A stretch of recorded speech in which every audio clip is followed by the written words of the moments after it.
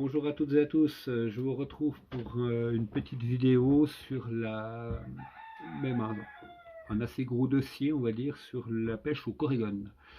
Euh, Quelques-uns d'entre vous m'ont demandé de façon assez insistante de vous faire part de mes connaissances ou de ce que j'ai acquis par rapport à cette pêche à la Corrigan. On va commencer, je pense, le plus simple, avant de passer à la fabrication des nymphes et la fabrication des larves et des gambes en elles-mêmes. Je vais juste déjà passer un tout petit moment à vous expliquer pourquoi d'abord c'est une pêche qui est, je pense, peu pratiquée au prorata du nombre de pêcheurs. Euh, Alors au fait ça vient du simple fait que la corrigone est un poisson qui est très compliqué à leurrer, qui est déjà compliqué à trouver. La plupart des gens que je connais comparent très volontiers la pêche au corrigone dans le monde des champignonneurs au ramassage ou plutôt à la quête de la morille.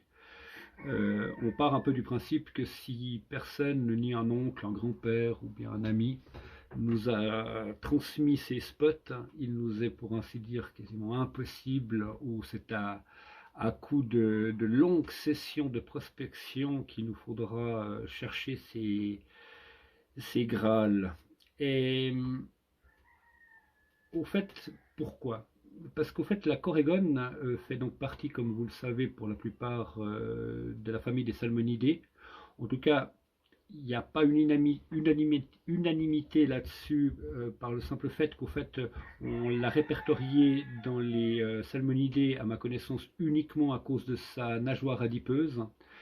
Mais il se différencie quasiment de tous les autres salmonidés par le fait qu'il n'est pas un poisson carnivore. C'est un poisson qui va principalement se nourrir de zooplancton, de micro-nano-organismes, et de temps en temps sur des un petit peu plus macro-organismes du type larve ou bien nymphe de chironomes.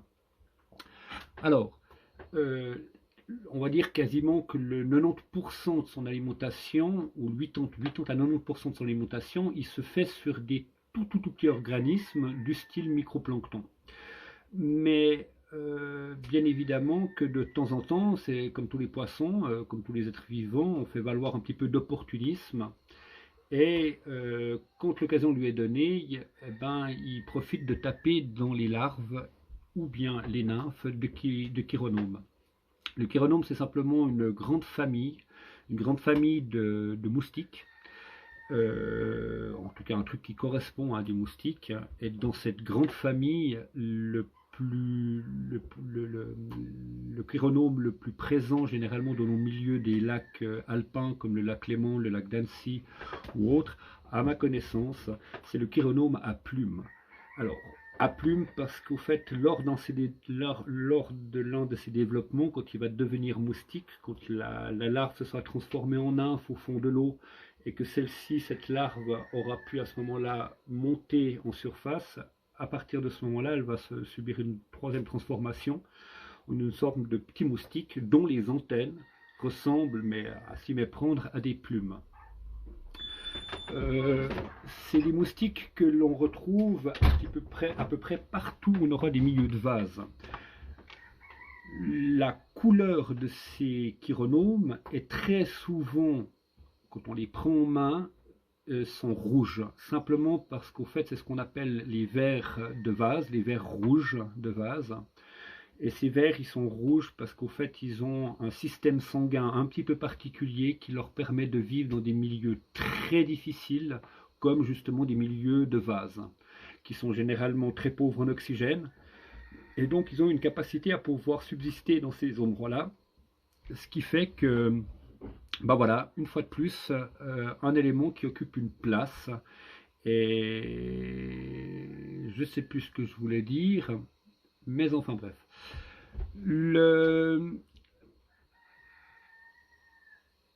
Ce qui est intéressant de faire comme constat et qu'on s'est employé avec un ami à moi, en l'occurrence Alexandre Legrand, on s'est employé à ouvrir les estomacs des corégones qu'on a pris lors de nos premières sessions de pêche. Et là, on a été mais complètement effarés. Nous, on s'attendait à avoir principalement beaucoup de chironomes dans leur estomac. Et au fait, la proportion de chironomes était mais infinitésimale, on va dire, par rapport aux larves de gamarres. On a remarqué qu'au fait, les corégones étaient pleines dans leur estomac, de celles qu'en tout cas on a ouvert. Et c'était des corégones qu'on a ouverts qui faisaient pas loin de 50 cm, voire plus, au printemps, par à peu près 20 mètres de profondeur. Elles étaient chargées en gamarres, mais vraiment une quantité absolument monumentale. Nous, on n'en revenait pas.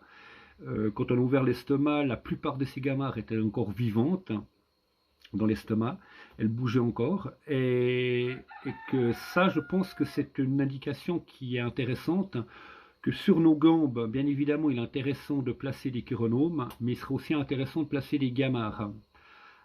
À ce que je connais des gamarres, la chironome, elle a un cycle, ça veut dire qu'elle va naître au fond de l'eau dans la vase, évoluer pendant une période là, ensuite se transformer, cette larve, en nymphe.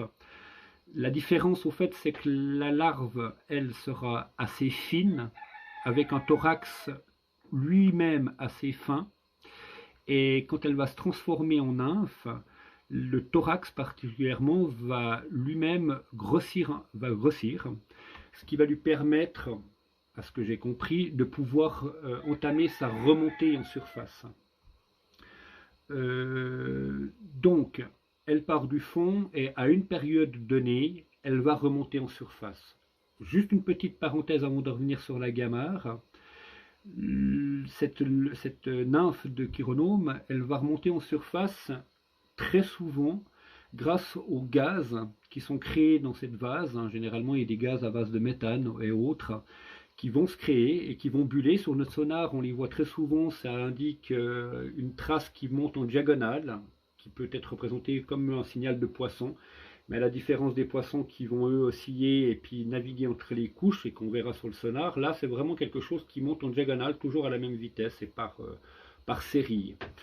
Quand vous êtes dans un endroit comme ça, sur des fonds à peu près entre 15 et 20 mètres jusqu'à 30 mètres, c'est des zones qui sont propices en général à ce que des chironomes utilisent ces bulles, elles se placent sur ces bulles, ces bulles leur permettent de remonter en surface. Ça va être une indication et un paramètre important pour l'animation des gambes, où on tâchera d'imiter cette remontée tout gentiment. C'est une technique qu'on peut employer par moment dans l'action de pêche. Alors, pour en revenir à la gamarre, elle, c'est une chose que j'ai pu observer personnellement. Alors, de nouveau, beaucoup de choses que je vous dis, c'est des choses que j'ai observées personnellement. Certains me diraient c'est un peu hâtif pour en faire des faits, en tirer des faits, des faits pour tout le monde. Alors c'est pas mon but. Moi je vous propose de vous livrer ce que j'ai tiré comme constat. Il me semble que la gamarre est un organisme que l'on peut retrouver à peu près dans toutes les couches d'eau. Moi j'ai pu en surface en retrouver et les prendre dans le creux de la main. Des fois on les a observés très souvent en bas sur les pierres en train d'évoluer ou entre deux eaux, entre les couches d'eau, dans toutes les différentes couches d'eau, en train d'évoluer et on les voit très bien nager parce qu'au fait la gamarre très souvent on la représente recroquevillée légèrement et au fait dans l'eau, de ce qu'on a pu observer, c'est intéressant parce qu'au fait elles sont complètement allongées, elles ressemblent peu à ce qu'on a l'habitude de les représenter en montage. Et donc elles vont un petit peu se tendre et se détendre dans l'eau, ce qui leur permet un petit peu avec leurs petites pattes d'avancer. Donc la gamarre, je la placerai plus idéalement sur le haut ou au milieu, on mettre une ou deux sur le milieu de la gambe. En bas, plutôt rester avec du type larve. Et sur à partir des 3 ou 4 premières, commencer à placer des nymphes. Donc ça veut dire c'est à peu près la même forme, la même construction que la larve, un tout petit peu plus gros.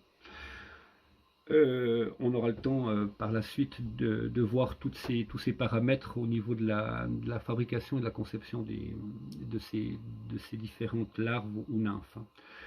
Maintenant, il y a une grosse question qui se pose. Donc, juste déjà pour résumer, comprenez que c'est un poisson qui est peu pêché, je le dis toujours proportionnellement au nombre de pêcheurs et au type de pêche auquel on peut s'adonner. C'est une technique de pêche qui est vraiment à la base pour les passionnés. Elle est en train de se démocratiser un tout petit peu grâce aux technologies modernes comme le sonar qui nous permettent de pouvoir repérer assez clairement la corégone. Et puis, donc je pense que si c'est ça, c'est parce qu'au fait, c'est une forme de grosse opportunité quand on peut en attraper, parce que la majorité de leur alimentation, elles ne se feront pas sur ce qui nous sera seul possible d'essayer de les attirer, ça veut dire des larves et puis des nymphes de chironomes, ou bien des petites gamarres. Tous les autres nano-micro-organismes sur lesquels elles s'alimentent, celles-ci-là, bien évidemment, avec les techniques de montage, il nous sera peu possible de réaliser des microplanctons. Donc on va s'arrêter à ça, comprendre que c'est une pêche qui est compliquée parce que on va pouvoir les nourrir ou les appâter avec ce qui représente qu'une fait partie de leur alimentation. Et après, bien évidemment, c'est un poisson qui vit des cycles dans le milieu pélagique où il va venir pendant une période sur les bords, sur une autre période repartir plus au large et avoir un petit peu ces cycles-là. Donc il va falloir tomber au bon moment, avoir les bonnes larves, les bonnes couleurs pour pouvoir tenter d'en faire. Par contre, il faut rester positif. Quand on a compris un petit peu comment ça fonctionnait, comment fonctionnaient les corégones, quand on a pu repérer des spots propices à leur passage, c'est un poisson qui est complètement incroyable au niveau de la pêche, qui va beaucoup être exécuté à partir du sonar en quelque sorte. Il va falloir se concentrer de rester généralement ancré, ou en tout cas si vous le faites en flotte tube comme moi, vous donnez des points de repère sur le bord pour ne procéder à aucune dérive. Et quand je dis aucune dérive, véritablement le plomb doit être juste au-dessus du fond, voire posé sur le fond et la canne en tension sur le plomb. Et vous devez faire aucune dérive avant, arrière ou sur le côté. La nymphe elle-même ou la larve est accrochée sur sa gambe, sur le bras de la gambe, sur la potence à partir d'une boucle non serrée, ce qui fait qu'elle peut évoluer au tout temps, et ça il faut laisser faire. C'est ça qu'il faut réussir à créer, un mouvement des plus naturels dans les courants de fond sur cette larve. Et puis de temps en temps, imiter cette remontée de cette larve, mais comme je le disais auparavant, c'est une remontée qui se fait au rythme et à la vitesse donc de la remontée des bulles. C'est pas du tout, on va dire, c'est rien à voir avec la technique de gambé à la perche. Si vous commencez à faire ça, vous n'avez plus aucune corégone dans le coin. Par contre, vous ferez de la perche sur vos nymphes, il y a bien des chances. Mais vraiment rester très statique, le plus statique possible. Après, de nouveau, c'est comme dans toutes les techniques de pêche, il y aura des moments dans lesquels on peut se permettre de créer une forme de dérive. Il nous est déjà arrivé d'en prendre à multiples reprises en se laissant dériver gentiment. Aussi, ça arrive. Mais véritablement, les pêches les plus rentables, si on peut parler de rentabilité, c'est vraiment des pêches où on s'affaire à la trouver. Dès qu'on la trouve, on ne bouge plus. On sait que sur ce spot-là, elles vont venir tourner pour prospecter après ces larves ou ces nymphes de chironomes. Et le but, c'est d'être présent, d'avoir sa nymphe au fond, sa série de nymphes, et d'espérer que c'est sur celle-ci qu'elles vont venir taper. En deux mots, un combat, elle vous offre généralement un combat du type unique, ça veut dire seul ce poisson vous livre un combat de cette sorte-là, un poisson capable de remonter 20 mètres quasiment en 2 secondes, vous n'aurez quasiment pas la possibilité de mouliner, de la suivre en moulinant, pour ça qu'on va utiliser des moulinets généralement avec des bons ratios. Et puis, à peine arrivées à quelques mètres de la surface, elles vont repartir au fond. Et comme on va pêcher généralement sur du 16 centièmes, 18 centièmes maximum, sur des gambes, eh ben, c'est tout au frein. Donc quand elles vont repartir au fond, généralement, il faut avoir le frein bien desserré, laisser repartir, toujours bien évidemment sous tension, et dès qu'on peut, eh ben, les recabrer et retenter de les remonter. Et ça, ce cinéma monter-descendre comme une tarée, elle est capable de vous le faire 4-5 fois, hein, sans aucun souci, de vous balader en flotte tube, vous faire 3 fois ou 4 fois le tour, et même par moment, arriver en surface, partir carrément à l'horizontale, comme un brochet en attaque. Elle vous fait une gerbe sur 20 mètres. Elle est capable de vous faire un départ à l'horizontale. C'est succulent, on va dire. Donc, avant d'en arriver à là, voilà, je vous ai expliqué un petit peu et j'espère que vous aurez pu retenir la majorité de ces informations, que nous allons pêcher avec un élément qui ne fait pas partie de son alimentation comment dire, principale. Donc, il va falloir être en quelque sorte opportuniste. Un opportuniste, c'est quelqu'un qui s'est prêt, un bon opportuniste est quelqu'un qui est prêt comment dire, à accueillir une opportunité. Ça veut dire qu'on a au préalable réglé plusieurs choses, que si l'opportunité débarquait, que nous soyons OK pour pouvoir la prendre à bras de corps et en faire quelque chose, sans négliger tout un tas de choses qu'on n'aurait pas réglées auparavant.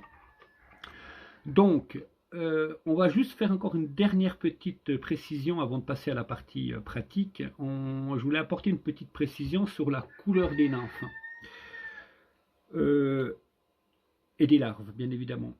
Comme je l'ai dit, les chironomes sont une grande famille. Le principal qu'on va pêcher, et c'est ce pourquoi vous trouverez la majorité des gambes, on dit que les couleurs, comment dire, les couleurs prépondérantes, hein, pour les nymphes et les larves de chironomes sont des couleurs généralement noires et rouges. Alors, vous pouvez avoir corps rouge, tête noire, corps noir, tête rouge, toute rouge ou toute noire. À savoir juste une chose, si vous voulez pousser le bouchon un tout petit peu plus loin dans l'imitation, ça veut dire rendre un effet que je pense que la Corégone, en tout cas beaucoup de pêcheurs de Corégone un petit peu pointus dans leur art, mettent en avant, c'est que si vous utilisez, vous allez faire une nymphe par exemple toute rouge, mettez un contraste entre la tête ou l'abdomen et puis le thorax, faites le thorax ou la tête un petit peu plus foncé que l'abdomen. Donc vous restez dans les tons rouges, si vous êtes tout dans le rouge, vous restez dans les tons rouges, mais vous vous arrangez pour avoir un fil ou bien un vernis teinté qui vous donnera l'apparence du thorax un tout petit peu plus foncé que l'abdomen. Voilà, ça c'est un principe. Quand vous faites une nymphe complètement noire ou noire à tête rouge, ben, le contraste il est posé. Quand elles sont toutes noires, à ce moment-là, vous pouvez jouer sur des nuances de gris sur l'abdomen et le thorax beau noir comment dire, foncé. Voilà. Mais essayez d'avoir comment dire, cette différence entre le thorax et l'abdomen. C'est quelque chose qui peut être assez payant. Après, c'est comme toutes les pêches, il y a très souvent des choses des fois un peu improbables qui peuvent fonctionner. Mais pour rester avec l'histoire des couleurs, donc le rouge, le noir sont généralement les plus primés, mais on a remarqué une chose, et je crois qu'on en convient tous chez les pêcheurs à Corégone, une troisième couleur, et je dirais même une quatrième couleur comment dire, à mettre en avant, c'est le violet d'abord. Très souvent, par temps chaud, très ensoleillé, le violet est une couleur qui marchera de façon absolument incroyable, alors que les autres, les rouges et les noirs, ne taperont absolument pas. Elles viendront toutes taper sur du violet. Et je rajouterai donc une quatrième couleur qui est le gris. Le gris, voire un petit peu translucide. Je pense que c'est des couleurs, quand on observe les différentes familles de chironomes, autant dans leur stade de larve que dans leur stade de nymphe, c'est des teintes que l'on retrouve. La plupart des pêcheurs à la Corégone vont en début de session, très souvent utiliser des gambes avec des nymphes de couleurs très multiples et un peu dans toutes les ouais, toutes couleurs mélangées. Et quand ils auront fait leur première corégone, ils regardent la nymphe ou la larve sur laquelle elle a tapé et ils vont monter une gambe, toutes de la même couleur en général. C'est une façon de faire. Moi, en général, pour ma part, j'ai arrêté d'utiliser un peu ces gambes tricolores. J'utilise quasiment plus du tout. Généralement, je vais arriver et je vais faire un petit peu comme le pêcheur au carnassier qui va tester toutes ses couches d'eau successivement, méthodiquement. Là, c'est un peu la même chose. Moi, je viens, généralement, je pêche en rouge rouge et noir. Ça veut dire que je vais avoir une répartition sur ma gambe de différentes nymphes avec deux couleurs, le rouge et le noir, ou des toutes rouges ou des toutes noires, des têtes rouges, corps noir, des têtes noires, corps rouge. Je vais faire des variantes comme ça, des fois avec des petits cerclages sur le corps rouge ou sur le corps noir. Voilà, je vais un petit peu rester dans ces variantes-là. Je teste. Si là où j'ai bien pourtant vu de la corégone au sonar, j'arrive à faire taper personne, et ben au bout d'un moment, je change, je mets une gambe qui comprend du violet et je regarde si ça tape sur du violet. Et après, je règle comme ça. C'est même à m'arriver d'arriver sur des couleurs orange, un peu plus flashy. Je dois dire franchement, ça m'a plus permis de malheureusement taper des brèmes ou bien des perchettes que de taper clairement de la corégone. Mais c'est pas une science exacte. Donc je comprends que certains trouvent intéressant d'avoir des nymphes de toutes les couleurs qui soient. Pour le montage des nymphes, on va utiliser alors là aussi de nouveau la forme de l'hameçon, la grosseur de l'hameçon. Vous allez pouvoir faire varier. Généralement, on n'excède pas le 12. Des gens redescendent descendent plus bas avec du 14, du 16. Personnellement, j'ai fait l'expérience, j'ai rien obtenu de plus. Moi, généralement, c'est mon hameçon de référence, c'est du 12, hameçon à nymphe, donc avec une courbure d'hameçon pour la nymphe, assez conventionnelle, hein, et généralement doré. Donc ça, c'est vraiment le type d'hameçon le plus utilisé, on dira, pour la confection des nymphes. Quand vous achetez des gambes dans le commerce, généralement, c'est à partir de ce type d'hameçon qu'elles sont faites. Là, on ne va pas discuter kill, no kill, mais je vous le dis, la pêche au corégone est une pêche très pointue, pas évidente. Alors, on va mettre tout son atout de son côté, et généralement, on part du principe qu'on utilise des hameçons avec ardillon. Alors, comme j'ai dit, il y a cette raison du fait que le poisson est déjà très compliqué à prendre. On va tâcher de ne pas le perdre. Et au fait, je préconise ça, c'est que les pêcheurs à corégone ne relâchent pas leur corégone. Ça fait partie des poissons qui ont un système de vessie natatoire qui n'est pas optimal pour changer rapidement de couche d'eau. C'est pas le seul, donc il en fait partie, comme les perches. Et que quand vous relevez en corégone en quelques secondes ou quelques minutes d'une couche d'eau tout au fond à 20 mètres et que vous le remettez en surface, généralement il n'a pas le temps de dégazer. Que c'est un poisson qui ne nous permettra pas de forcément faire traîner le combat, vu la grosseur qu'ils peuvent avoir, les pétés qu'ils peuvent mettre. On va tâcher à un moment donné d'écourter le coup de pêche, de risque de le perdre, de risque de tout péter, de risque de voilà, plein de choses. Donc, je pense qu'une corégone, c'est comme quand on fait de la pêche en verticale en hiver. Personnellement, ça m'a toujours fait un peu rire de claquer sa perche pour essayer qu'elle aille repartir à 30 mètres, 40 mètres, 50 mètres de profond. On l'aura pêché en verticale. Je trouve un petit peu surfait, surtout en hiver. Donc, je pense que, bah oui, pourquoi en hiver? Parce que je pense qu'il y a pas mal de choses qui sont au ralenti, même si votre perche, elle crève. Elle mettra beaucoup plus de temps d'être prise parce que tout le monde est au ralenti, les volatiles, les autres poissons et tout ce bordel. Et donc plus de temps à la digestion, c'est-à-dire que le milieu la redigère. Je pense que c'est un facteur qui joue. Donc la nature crée des cadavres en hiver, évitons d'en créer nous-mêmes en surnombre. Donc si vous pêchez la corégone, pêchez-la pour la manger. Pêchez-la pour l'offrir à ceux qui la mangeront si vous ne mangez pas le poisson. Et puis, si vous ne la mangez pas, je pense que c'est totalement inutile de vous mettre à la pêche à la corégone pour pouvoir faire du release ou faire du no-kill. C'est, à mon sens, complètement absurde. Donc voilà pourquoi ce qu'il faut, et pourquoi généralement on part du principe d'avoir l'ardillon sur l'hameçon. Voilà, il me semble avoir fait un petit peu le tour. J'ai évité de rentrer dans les termes trop techniques, par exemple les noms des différentes larves, des différentes nymphes, de son alimentation, des différents microplanctons.